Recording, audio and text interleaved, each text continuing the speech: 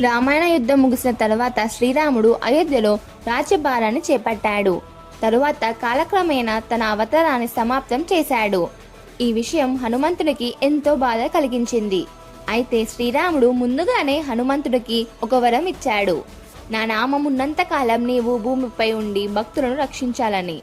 ఆ ఆజ్ఞను గౌరవిస్తూ హనుమంతుడు లోక జీవనాన్ని విడిచి గంధమాదన పర్వతానికి వెళ్ళాడు. అక్కడ ప్రశాంతమైన ప్రకృతి మధ్య తపస్సు చేస్తూ ఎప్పటికప్పుడు రామనామాన్ని జపిస్తూ జీవించసాగాడు. హనుమంతుడు చిరంజీవిగా ఉండాలని నమ్మకం. ఎక్కడైనా రామకథ లేదా రామనామం జరుగుతుంటే హనుమంతుడు అదృశ్యంగా అక్కడికి వచ్చి విడుతాడని భక్తులు విశ్వసిస్తారు.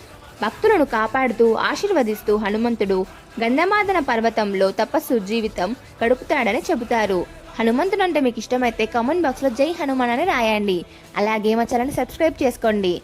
Thanks for watching.